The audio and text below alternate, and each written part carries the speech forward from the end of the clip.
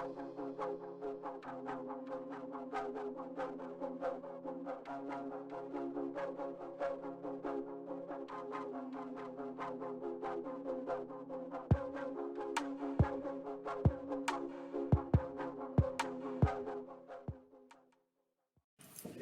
evening. Good evening. On behalf of Gamma's Phi Theta chapter, thank you so much for coming out today. I'm Toya Hankins. I'm the program director of Gamma's Phi, which the lovely pictures that we have on the wall gives you an opportunity to learn more about the organization. We are a national arts fraternity, fraternity in the sense that we have male and female members, as displayed here. We, as a chapter, started in October of 2020. We are the pandemic chapter, but the fraternity has been around for 10 years. So we just celebrated our 10-year anniversary. We believe in empowering artists by having conversations, by providing opportunities. We give back in more ways than just having opportunities for artists to perform.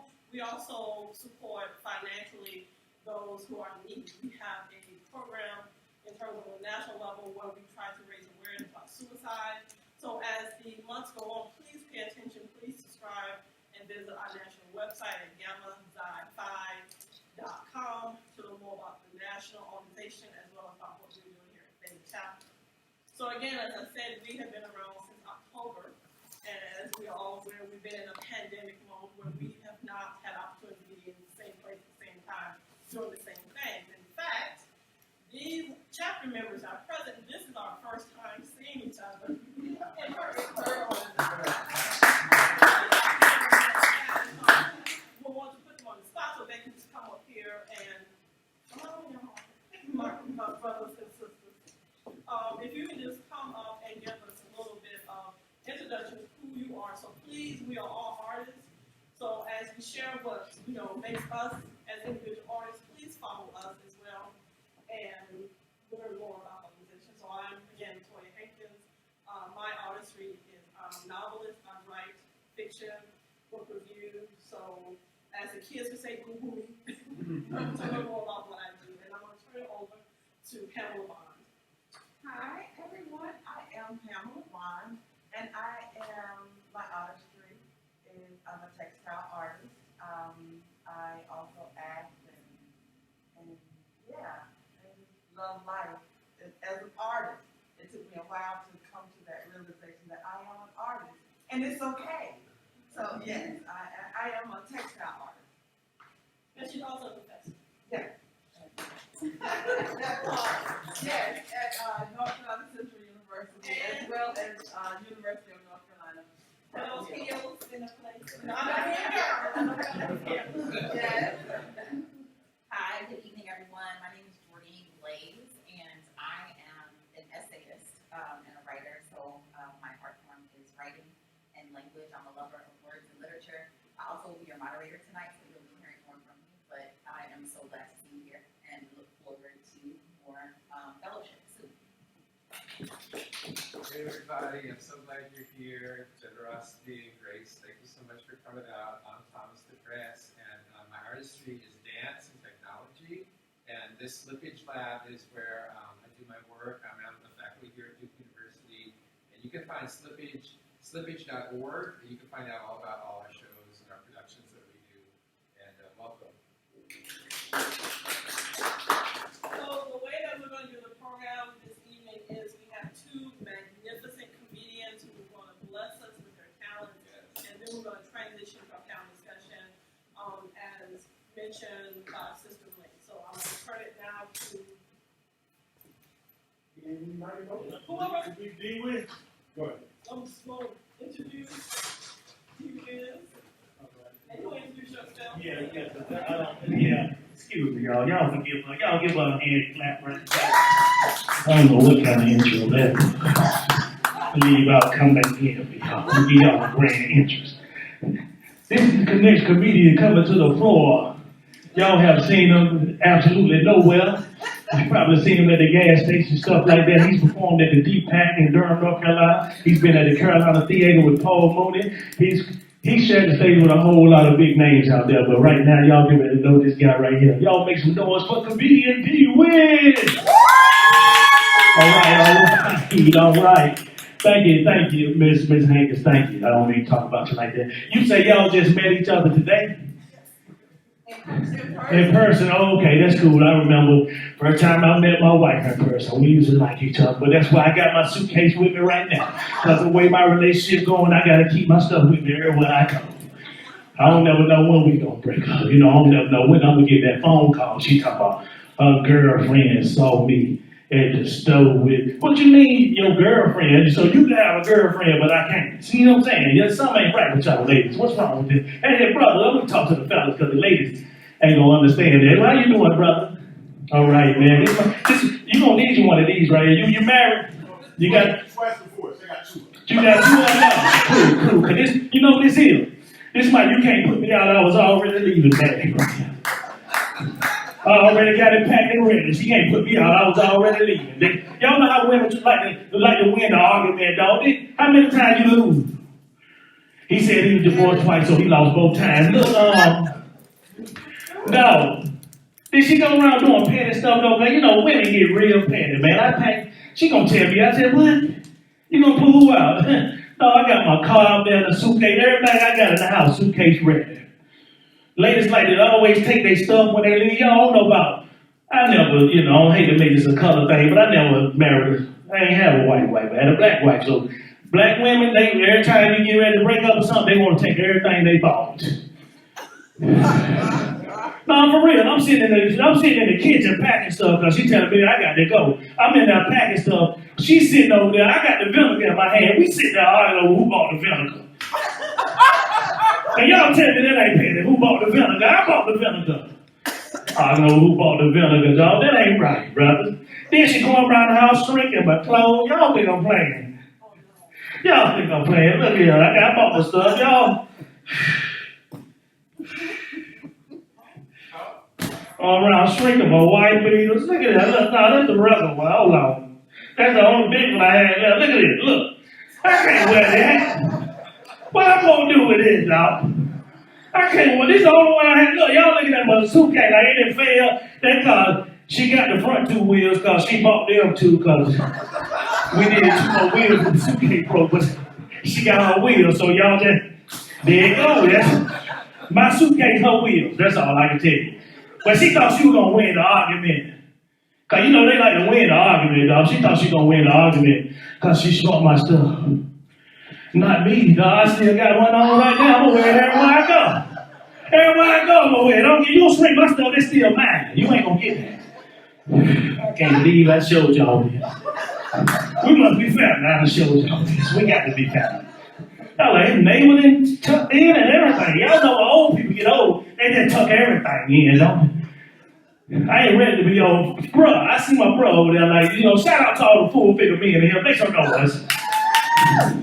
Yeah, I ain't on the full-figure man. I thought I was going to have to hold my stomach in, but I don't feel too bad. I got somebody here just like me. What's your name, brother? I'm John.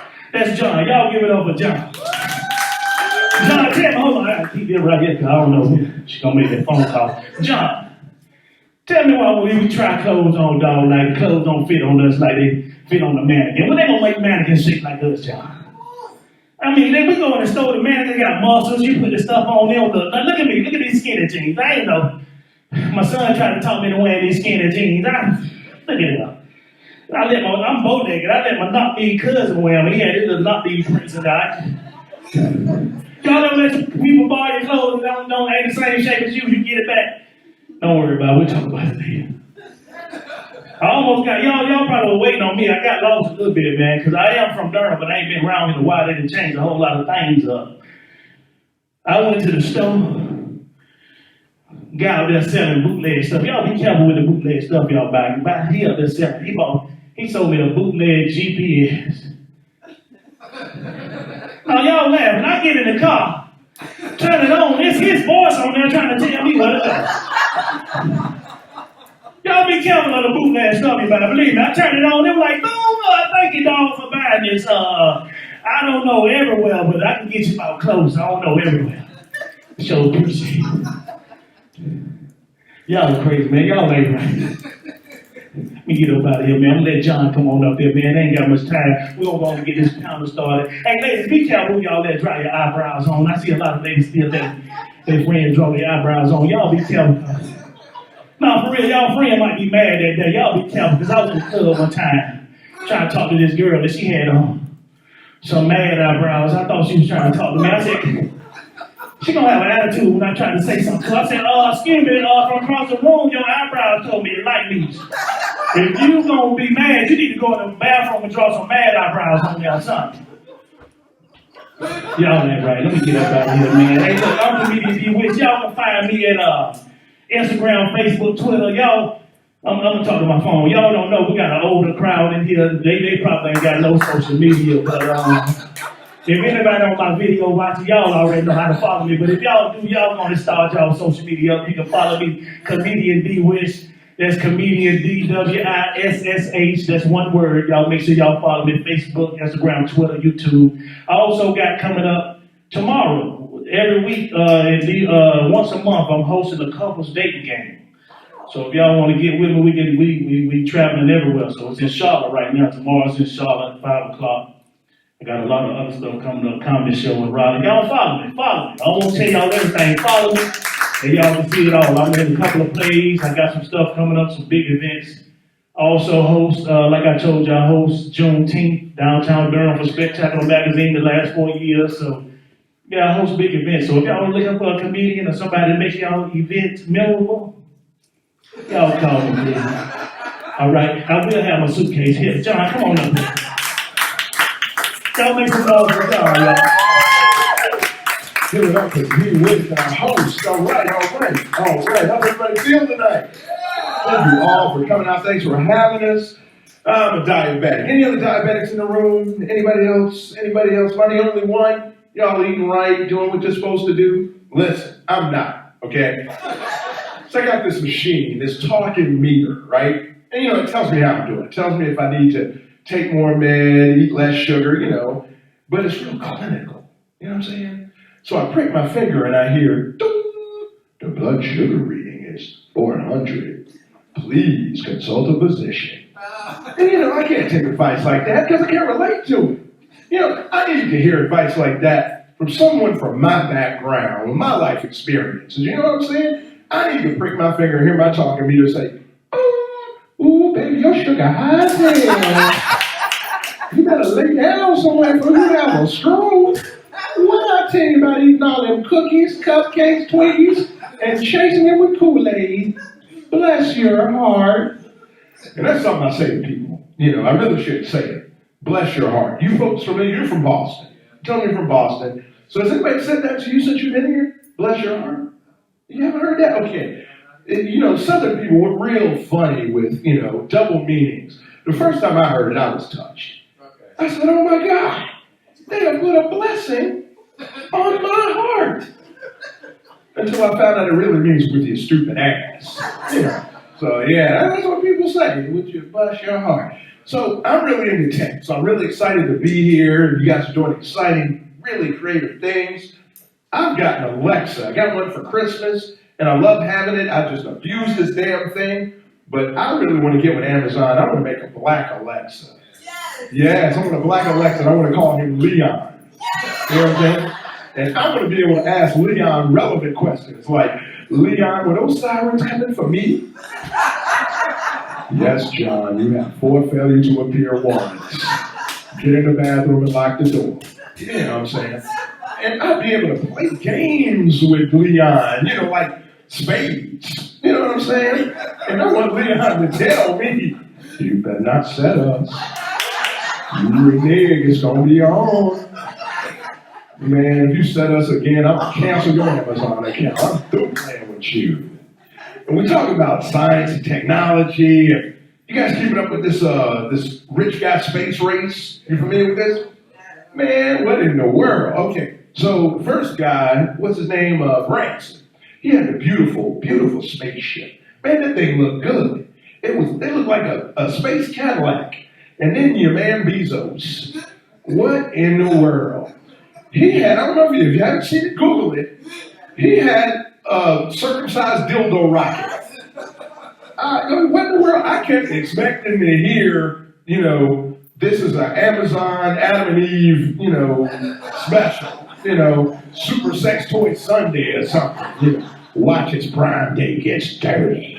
You know what I'm saying? This pandemic has been rough on white people. I love you, baby. I love you. This pandemic has been rough on white people. See, black people, we used to, tough times and situations like you can't go out the house. Damn. You ain't got no money. Damn. Stay in the house. The white folks, they having a hard time. Matter of fact, I do some comedy up in Asheville. And the other day, we're up in Asheville, me and my girl, and a white man tried to rob me. I say tried. Because, like I said, this is a new situation for white people. White people are you. He looked like Chuck Todd from Meet the Press. Y'all forbade Meet the Press. He looked like Chuck Todd from Meet the Press. And I couldn't tell if he was trying to stick me up or sell me something. Because he did it. He presented the weapon, which we all must do.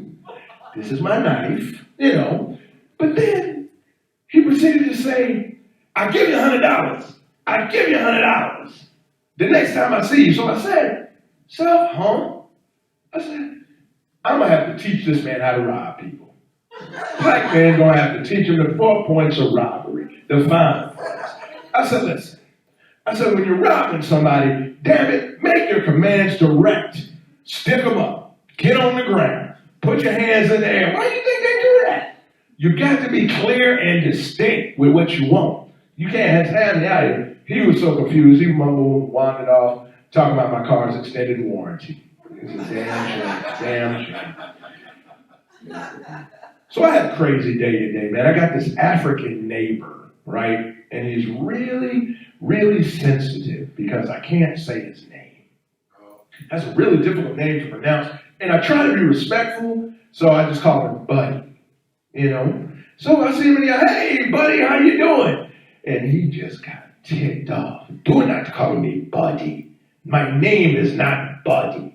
My name is 9 consonants and not a vowel to be found. So I'm cool, I respect that. I try to keep it moving. I don't want to have a bad conflict with this guy. We live right across the street from each other, So I said, okay, man, cool, it's all right. But he keeps on. I know your type, John, you spoiled American. I know you. I know your type. Spoiled. You moved here with your auntie and uncle to live in Roseville. I know. Yes. So he keeps on. He wants to argue and fuss. I go in the house. A couple minutes later, his daughter's knocking on the door. Sweet as she can be. Help, Mr. John, help. And bring a shovel. So I'm like, what is this? What's going on? So, I'm a good neighbor. I step outside with the shovel. The whole beautiful African family is standing in the street. They got on robes. They look so cool. But I don't see Buddy anywhere. Where the hell is Buddy? I get closer. Buddy is on the hood of the family Oldsmobile crying like a bitch. Sorry, bitch. Crying like a bitch. I said, what's wrong with you? What? Kill the snake, John. Kill the snake. I have seen snakes like this eat men in my country whole, John. Kill the snake. So I don't know where the hell I got the courage. I knocked the snake off the side of the house. I'm hitting it with a shovel, chopped the head off the snake, scoop it up, toss it out in the driveway. He sets it on fire. And what's the first thing he says to me? John, we are going to be friends forever. John, I misjudged you. You're a wonderful man, John. Bless your heart. That's my time. Thank you so much for having me. Big up to DWissh.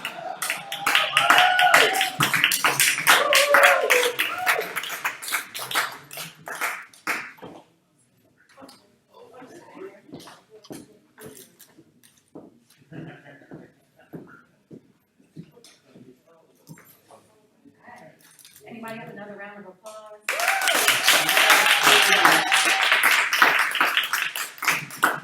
Thank you both for sharing your laughter with us and your joy with us. I needed some joy today. Today was a long day. Every day feels like a long day, but this felt joyful. So I have gratitude to both of you for sharing your artistry with us.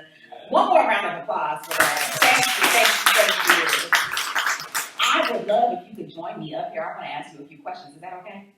All right, come on down. Yeah. Thank you.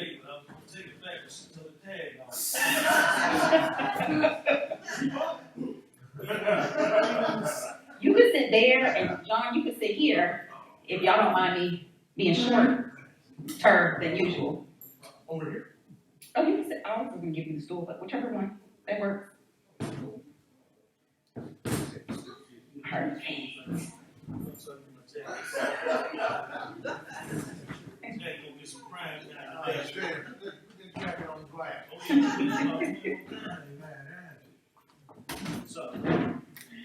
Thank you both again for sharing your art with us. I'm really excited to ask you questions because I love comedy. I love to laugh. I actually was going to see Roy Wood Jr. tonight, and his show got canceled. So I was going to be at Good Nights, like, you know, so I've had Good Nights anyway. It came today, so right at Slippage, so I'm grateful for that. I just love, you know, the name of this program is The Art of Comedy, right? And I think oftentimes people think, like, if you're funny, you could be a comedian, right? You just be funny, right? And I vehemently disagree because I think that there's a special art to being able to make people laugh, time your bits, and get your jokes, the order, all of that stuff, right? And so I'm curious if both of you could share with us your process for creating, right? When you're putting together your shows or your bits, what is your process like, and how do we get to what we just saw today? Well, my process is, it's really like the more you do it, the easier it gets, you know. And especially if you're doing like the same jokes, because if you go in different places, most comedians will do kind of the same shit, because might go to her event, she haven't seen it, nobody's seen it, so I'm gonna do the same thing. Why waste material, you know, just keep doing it. But it's basically, like I said, more of doing it. The more you do it, the more you learn it, and the more you keep going over it. When I first started, I know I used to write it out as I'm saying what I would say. I mean, word for word, what I would say, you know. Then I go back in and look at it again, and sometimes I might not, I read it, but then I go back and I write it out again, you know, because it'll help me remember as I'm writing it, you know. And then I came up with another strategy. I say I might do it in alphabetical order. Y'all might not know the words I use. There might be the A words, there might be the B words, the C words, the D, you know what I mean? I know what the key word is to that joke, you know what I mean? So that's how I did it, and made it easier for me, so, you know. And then, like I say, some of it, you gotta be quick off the head. So some of it come from freestyling, looking at the crowd. It might go with a joke you got coming. So it's just different styles. Everybody's style different, you know. I don't know about John. What about you? Oh, man. Thank you. For me, a lot of it is life experiences and writing. Crazy things will happen, and I'll write it and put a little spin on it and just keep thinking about it and talking about it and adding to it and constantly rewriting and going out in front of people, getting up in front of people and doing it and seeing how it lands. And all crowds are different. So, you know, there's some things that work some places and other people are, I don't understand. What's Amazon? You know, so you just never know, you know, you never know. And sorry, right, another thing I do is I keep my phone with me. Well, of course we have our phone with us, but I got my record. You know, you got the voice, you know, where you can record. So if anything pop in my head right quick before I forget it, I just take a quick note right quick. You know, and then I go back and listen to it and then make the joke out of it. You know what I mean? Or sometimes as I'm saying it, I might make the joke right then, you know. So it's different ways. But being in front of your family and being on stage, two different things. I know a lot of people say, hey man, I'm funny, I'm a try. Everybody keep telling me to go on stage. And then when they get up there, they see it's totally different talking to people you don't know than talking to your family and your friends.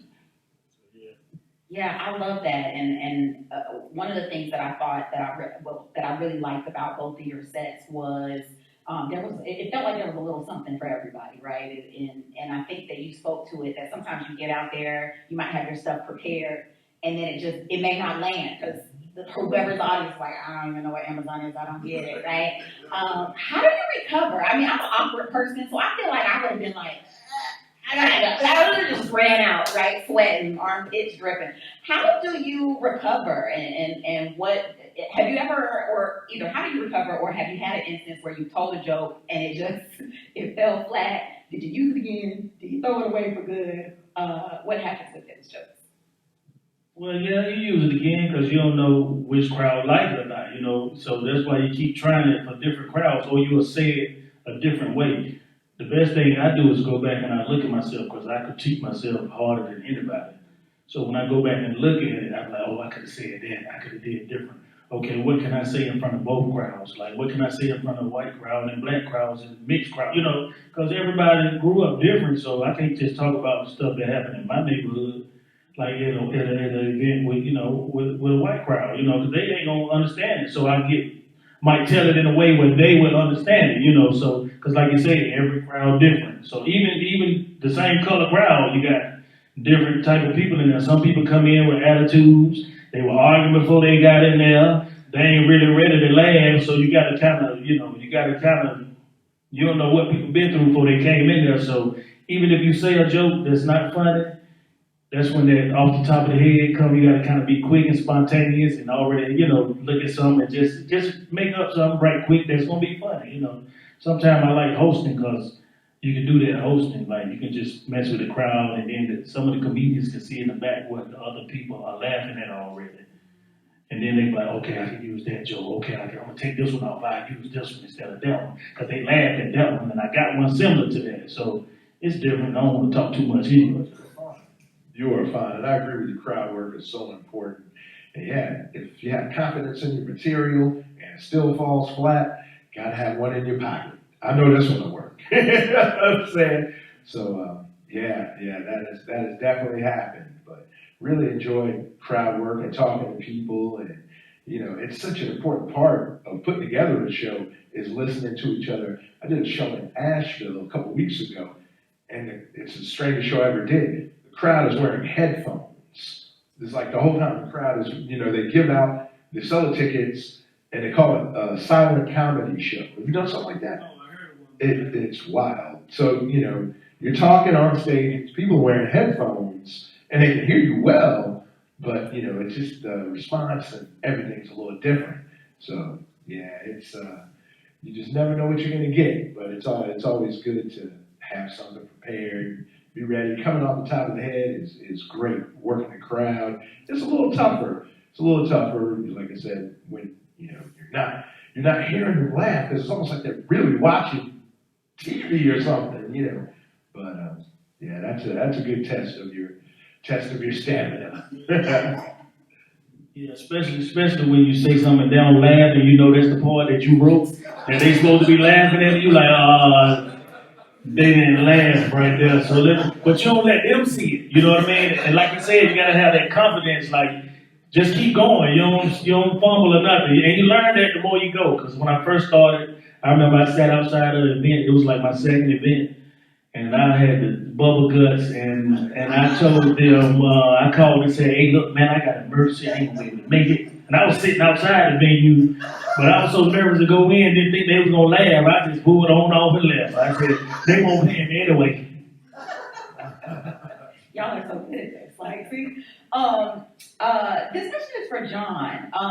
You know, I went to my lab, right, to prepare for this, and I was reading a lot about one of my favorite comedians, probably everyone's, Richard Pryor, and how in the 70s he really started a lot of the jokes about the differences between white folks and black folks. And that was such an innovative aspect of comedy, and I saw it come up in your bit today. I found it hilarious. I'm curious about, do you feel like those are some of the jokes that just kind of stand the test of time? I mean, I've seen them in so many different contexts and ways, and it does still feel fresh. What is it about those cultural differences that keeps, you know, that just still is funny? You know, I'm huge Richard Pryor fan. Matter of fact, got kicked off the bus in elementary school for telling Richard Pryor jokes at the back of the bus. And that's my buddy, right? Where you go? Oh, there he is. That's my buddy right there. He can attest to that. So yeah, we would sit in school and toss Richard Pryor jokes back and forth. So yeah, what is it about the big differences? You know, it's not popular to say, and a lot of people get mad at me. I've had people say, well, I didn't know you were that type of comedian. I didn't know you would, you know, make jokes like black people do this, white people do this. I think it's natural. I think, everybody has differences, and some of the differences between people are just hilarious. I mean, just the way some people handle situations through their upbringing, and, I have a friend who has a kid that is just bad.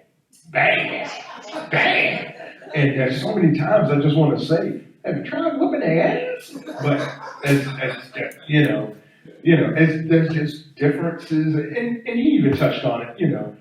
You black people are not a monolith. So I'm not saying that at all. Black people, we're way different. There's some trendy suburban black folks that don't want to be grouped and lumped. I understand that, but yeah, I think it's gonna stand the test of time because everybody's always gonna have differences.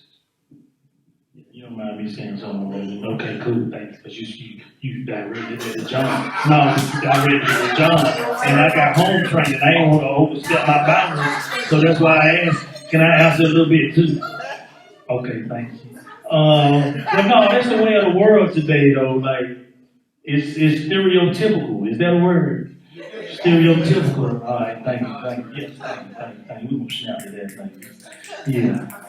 Stereotypical, because that's all that, like, you see, though, is like, white people do this, black people do this, and this. But like he said, it's a lot of stuff that we do different that's funny, though. Even though it's similar things that we do, it's still, we do it different. And it's humor in everything, you can make humor out of a whole lot of stuff, even, bad stuff you can make humor out of, so. Not to be long, but yeah, the world is stereotypical. So with you bringing up that type of stuff, and hopefully they came to laugh, coming to a comedy show, it'll be funny because talking about, and then you got to relate to each other. You got to relate to that crowd and to that crowd. So, you got to go in and out with the black and white jokes sometimes. And when I do mine, I don't do no jokes bashing people or nothing like that because I ain't that type of comedian, I want everybody to leave loving me, not like, oh, he down talk about people because everybody got their own life. I don't care what you do in your life. That's your life. So I'm not gonna talk about you in a bad way, but everybody's different, Sorry, I can talk a little bit, y'all. I bet y'all he can talk. So here you go. We're here to talk. That's right. That's the goal. This is good. But I gotta remix it. You know how I did my homework. I was like, I got to change the order, flip it, and reverse it. There you go. So I'm gonna start with you, cause see, I did my research, right? One of my other favorite comedians is Bernie Mac, and Bernie Mac was famous for talking about. He was like, I will work for the joke. I'll go in, I'll flip a table, I will flip my body around. Like if that's gonna land a joke, I'm willing to do it. And he had this really interesting use of physical comedy and props. And I see you have your prop and you have a very physical comedy kind of style. I'm curious about why do you lean into that, and what effect has that had on your comedy? Because it's so funny, because it's like I'm like, yeah, and it's a part of the comedy that I love. So I'm curious to hear about that. Well, I like showing people, cause when you have to, when people tell jokes, you gotta kind of visualize it in your mind. But when I can talk about it and show you, I try to do stuff that you don't expect, like the little tank top. Y'all didn't know, but I usually have a smaller tank top on, and it's like a medium, and it comes out right here. And during my set, I actually take the shirt off, and the rest of the set, I'll be walking around talking, and that's cause but you sitting there looking while I'm doing that show. You're gonna laugh again sooner or later. Like, I can't believe he got that little tank top on. And then the way I'm shaped, y'all really don't laugh because when you see me from the side and the front, it's two different bodies. So yeah, I look like two different people when I turn sideways. I look crazy, but y'all know, So I like visual because growing up, I've been silly all my life, and just I know that type of stuff, like laying on the stage, like I say, I do anything funny to get it to laugh. Like I step out the box real fast, because that's people don't expect some of the stuff I do, and then when I do it, they be like, "Boy, he is silly," you know what I mean? So I just like making people laugh. So if it's gonna make you laugh, I do it, So yeah. Can John, okay, here you go, John. I love it. I like what you're doing. I've never been big on prop comedy, but you do a great job with it. And like you said, there's humor in everything, and it's all about you bringing it out that represents you the best way. And you know, if you know your material, you know your crowd, you know what works, no stopping it. I appreciate you saying that you like my comedy, John. But yeah, one more, sorry y'all, here I go again, because I didn't think I was gonna talk this much, I swear I didn't. But like, yeah, like, if I say that tank top joke, say we did the tank top joke. Y'all didn't get the full tank top joke, but you got enough. Y'all wanna see the full thing, book me, and we go from there. But look, see I did a quick commercial. If you see me in a little tank top, if I'm talking about her shrinking my tank top and I pull it out and show you, okay, that's one thing, that's funny, because you see it, okay, he got that little tank top, she shrunk. But then when I pull my shirt up and you actually see me with it on, still wet, it takes it up a notch, you know what I mean? So it just enhances the joke, you know, some of the visual stuff enhances it, you know what I mean? Because you can verbally say it, but showing stuff sometimes, you know, it just takes it that extra step. That's why I do it, so yeah. I love that. What other things that I picked up, and I love this because I have not seen y'all before today, so I got the real live, real time experience of the similarities and the differences in your styles of comedy, and I think it's a really great display of understanding comedy as an art form, right, and all the incredible things, and I just enjoy hearing your processes and how you think about what goes into the joke, how to take the joke to the next level. I love what you said, DWissh, about, you know, I don't want people to leave my show feeling worse or not feeling good about who they are. We have heard in the national conversation, obviously, I'd be remiss if I didn't ask this question about like that fine line between how do you go there, right? How do you not be afraid? I think a part of comedy is it teeters on the absurd, right? It teeters on this like, can I go there? I'm gonna go as far as I can without tipping the scales, right?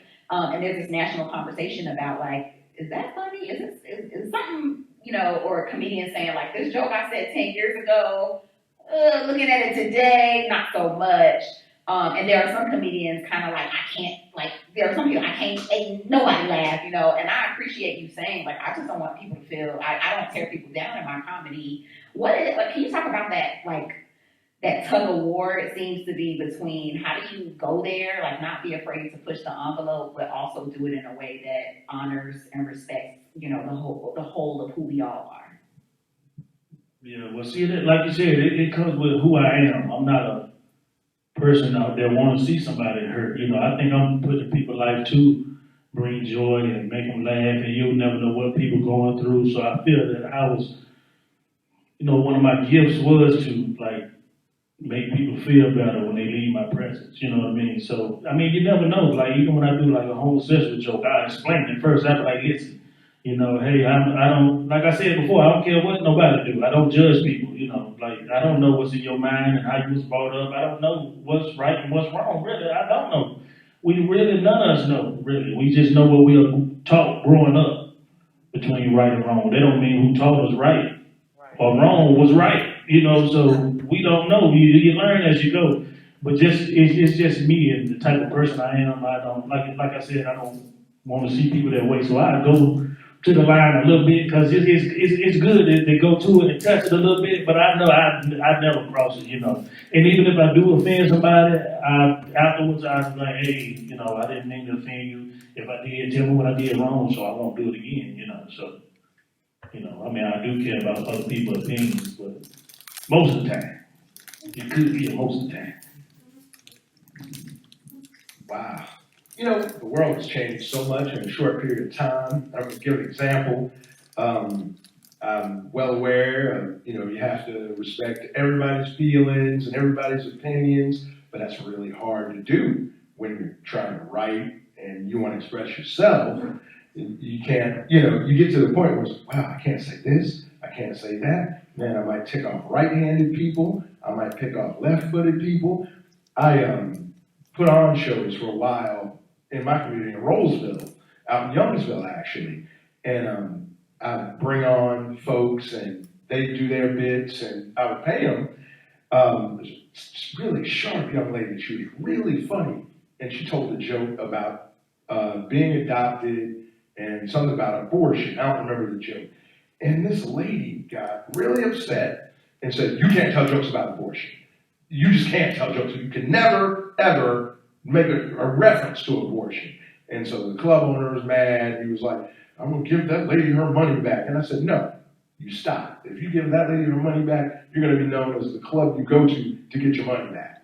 So it is a fine line. And coincidentally, that same lady left Raleigh, moved to Chicago, and in a magazine a couple of weeks ago, she's like one of LA's rising stars. Yeah, she's blowing up, you know.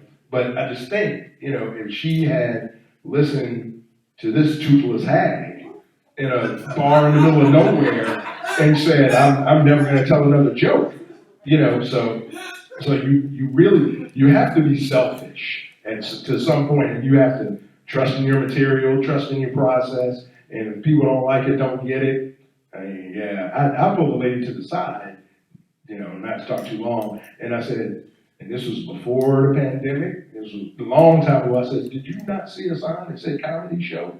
You know, and I was able to hit her with, you know, this is a marathon. Your leg blocking my coach. Oh, Lord.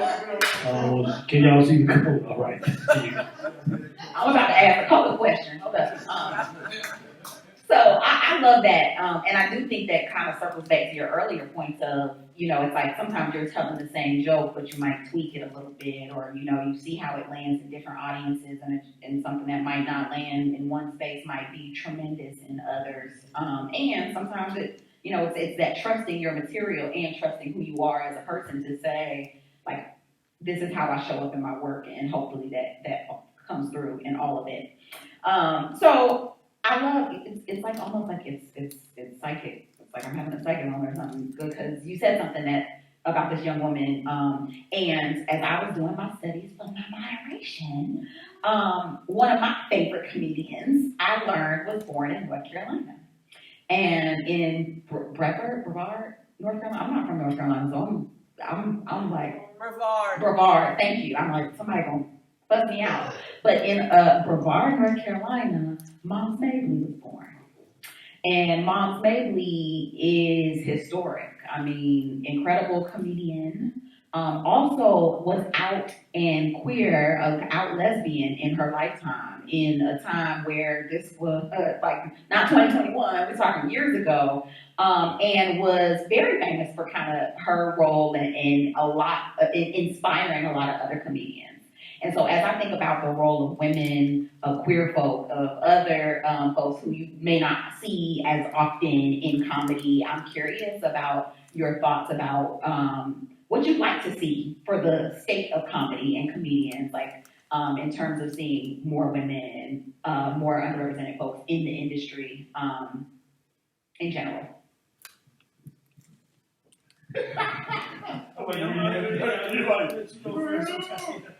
I really appreciate what you said about Moms Mabley, and another great comedian a lot of people don't talk about is from Durham. There's actually a street named after him, Dewey Pigmeat Markham. So the next time you should have held that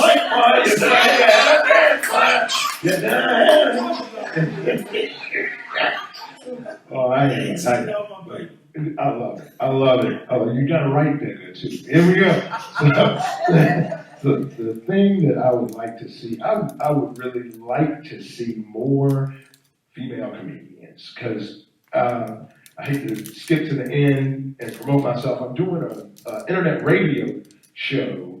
It's going to start in a couple of weeks, and I'm putting together shows, and it's like I'm pulling clips of other comedians, and I'm pretty much the MC, introducing these comedians, giving background, and I'm not saying they're not a lot, but they're, you know, I wish there were more prevalent, prominent. I feel like I'm using a lot of the same ones. Okay, everybody knows Adele Gibbons and some more, you know, I mean, yeah, there's a long legacy of great female comedians, and I'd Love to see them get more shine. Yeah, well, I actually know a lot of female comedians. It's just the point of being in the right place at the right time, because even with me, you know, I've been out there for a little while, you know, some comedians take 15 years before they even make it big, you know, and some of the stages I shared, like I say, with Paul Mooney, Arnez, J. Michael Collier, Joe, a lot of, you know, big time comedians I've shared the stage with, but I just ain't goddamn checks, you know, so it's all about, you know, being in the right place at the right time, having the right management, or just knowing what to do business-wise, you know, it's all about the business, really, you know, and I don't know why, you know, but it's, I don't know, I can't say, because a lot of women now are doing more things than they used to be able to, allowed to do, you know, so like, but I know a lot of female comedians, you know, they just haven't made it to the big stages yet, but I know a lot of female comedians, and off the Pigmeat Markham thing, I know his niece. That's why I was gonna bring up Pigmeat, because he was back there in those days with Moms Mabley. You YouTube him, and he has some funny skits. Pigmeat Markham, Markham, Markham. And she actually wants to do a show with me, like directing, and she wanted. Well, I can't speak too much on it, but she wanted me. She's trying to put something together on Pigmeat Markham, so it's gonna be. Yeah, you know, I'll let you know when it happens, but I'm glad that came up, because I can call her and make that happen, but that's another great comedian that's from here that was back, and they call it the chitlin circuit. So yeah, back then, but yeah. Thank you for that. And at one point, Moms Mabley was like the highest paid comedian ever for that time, in the amount of money that she was making. And I mean, thinking about that, sometimes it just takes time. I mean, Bernie Mac was in the business for like 20, 30 years before he like kind of hit his big break. And you hear those stories from comedians like overnight, it kind of just, you're in the business for a really long time, and then, you know, lightning strikes, and then there you are. So, you know, both of you mentioned, and both of you have shared stages with some amazing and tremendous, well-known comedians. One of my favorite facts in the history of comedy is that Eddie Murphy paid for Red Fox's funeral. And when he found out he passed, he ended up paying for his funeral. And to me, that speaks to that camaraderie, right? That fellowship, that connection between artists. And I would be remiss, because Gamma Xi Phi is just about that, about fostering connection amongst artists. And that story to me is like this really sweet, you know, reflection of, you know, we're in this together, right? I'm curious about, in your work, and you share the stage with all these amazing comedians, like, do you have fellowship with each other? Do you have your own favorite comedians? And who are they? And what is that, familyhood? I don't know, that brotherhood, because we just talked about the women in there. Brotherhood, siblinghood, like. Well, each comedian different too. Like the big name comedians, like the A-list comedians, some of them got their ways, and you know who you can go to, talk to, and like you say, fellowship with, and then you know the ones. Okay, I'm gonna let him go on and be. I'm gonna let them go on and be who they, you know what I'm saying? Because some people let the fame go to their head, you know, and don't look at it like we all the same. You're not. TV make you famous, but once you get around those people, you be like, they just like me, you know, so they just make more money than I. They job different than mine, that's all. It's just, and TV is social media, so, I mean, nowadays you can actually make your own videos and stuff, and that's how a lot of them get famous, and you got comedians that do the social media thing, and then when they try to do it they funny in their skits, but when they get on the stage, they ain't funny, and a lot of people say that, but me, I used to have a thing about certain comedians. I'd be like, he funny, he all right. But I kind of like them all now, because I know what we go through when we get on the stage. I know everybody, like you say, comedy is different. His style different. Everybody got different styles. You just got to understand their style. You know, I mean, of course, some not funny, but it's not easy. It's not easy, though. So it's definitely hard to, like, get up there and just make people laugh, you know. So, but I don't really dislike none of them like no more. I used to like I don't like that to me, you know. But I'm a people person, so I like everybody. So Don't pay me no attention. Love it, love it.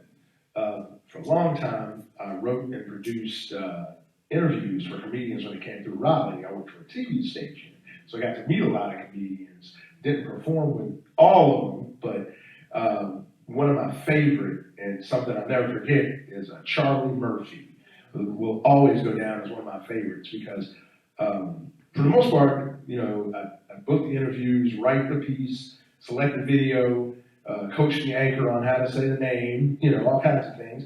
And everybody was really cool. But when Charlie Murphy came, for some reason, he was just like, hey, what's that room over there? I want to walk over there. Can I walk over there? Those people in that glass bubble, what do they do? And I mean, he was just so friendly and engaging. And, you know, DWissh is right. A lot of times, some will give you the vibe, you know, don't look me in the eye. You know, like you might steal my soul and my power. Something crazy, but, you know, and I'm not going to say any names because I know this is going to be on the internet. But you can ask me about it afterward. I'll tell you who was the biggest jerk ever. Ever. All right. Yeah. Well, yeah, some of them, they'll look at you like you beneath them and stuff like that instead of, because we can't make it without each other. You know, they wouldn't have made it without the rest of the crowd, you know. So, like, I was part of that crowd buying your tickets, too. So don't treat me like I'm just nothing, you know. And a lot of them do that. It's like, not a lot of them, but I know a couple, like I said, a couple of them that do.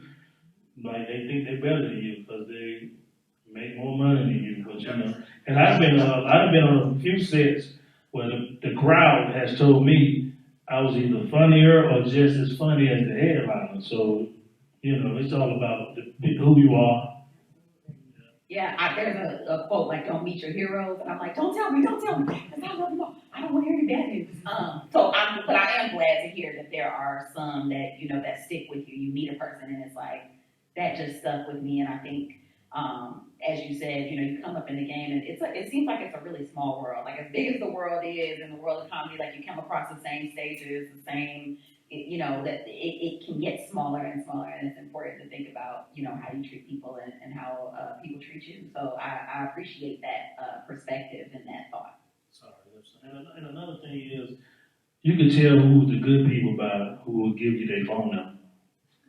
Because a lot of them will give you their personal number, you know. Some of them will be like, just call my manager, contact my manager, but you can tell the ones that really want to help you or whatever, or give you a little nugget here and there when they give you your number, give you that number. So a lot of times when I'm backstage, you know, I be myself, and like I said, we exchange numbers, hopefully, so we can stay in touch. And then, like, if I want to put some big shows together, I don't have to call their management, I can call them, you know, and get a cheaper price. So y'all heard it.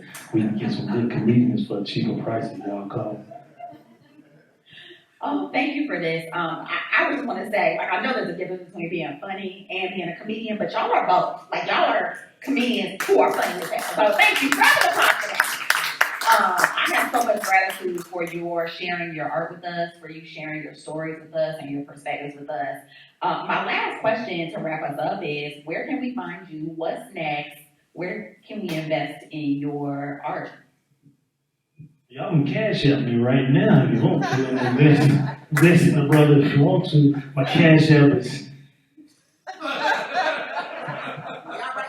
$Darian DWissh Teller. But don't worry about it. Y'all give me a number. I'll text it to you after a while. But y'all, I said it one time. Y'all can follow me on Facebook, Instagram, YouTube, Twitter. I'm about to start doing more skits on my social media. And TikTok as well as Comedian DWissh. It's all one word, no spaces. Comedian DWissh. And yeah, that's how you can follow me, like, you know, on my social media and stuff. And like I said, I'm hosting a couples dating game, which we just started, and it's growing, so it's gonna get bigger. Like he's actually the guy I'm working with is my mentor. He's actually pushing it to be, you know, on some major platforms. So, you know, we just in the building stages with that. I got a comedy show coming up at a club in Raleigh. I think it's called The Crave on August 28th. If y'all follow me, gotta keep saying that. Y'all follow me, please, and I'll follow you back. And if y'all have anything going on, like any businesses or something like that, let me know. I'll share it. I'll try to get you more clientele or whatever I can do too. Because, like I said, we can't do it without each other, no matter who we are. Like, We need each other. There's a lot of people that try to do stuff by themselves and think they're better than this. We need each other. So if y'all, follow me, y'all got some stuff going on, I'll share it, and I might know some people that might do you more well than me. That's the type of person I am. I introduce it. I don't want nothing from it. You want to give me something, cash at me at Darien, but here you go. Hey man, it's all about that shameless promotion, man. That's what this business is all about. Let's see, the best way to follow me is on social media. I have a Facebook separate page, a Champ Comedy Blog, so definitely follow that. I am part of a new internet radio station that launched a couple weeks ago, and it's got some Triangle Radio legends, and I have my own 2-hour show on Sundays. It's going to kick off in a couple of weeks. It's called Positively Funny, and like I said, I'm playing clips and telling jokes, and a few weeks ago I interviewed Tommy Davidson, legendary Tommy Davidson, so that's going to be airing. I'm just really trying to get back out there and get on stage because that pandemic shut me down. I'm a germaphobe. I was trying to stay in the house, and I didn't even do the Zoom thing. So definitely follow positive365.net and look for me on Facebook and Twitter. Speaking of the pandemic actually helped me get my suitcase joke, because that's how I found out being in the house, me and my wife ain't like each other more like we thought we did, but so now I got a suitcase joke from the COVID. So thank you, COVID. We found out stuff about each other we didn't like. So here you go. I just want to thank you again. A round of applause for these fantastic artists. Thank you again for sharing your gifts with us.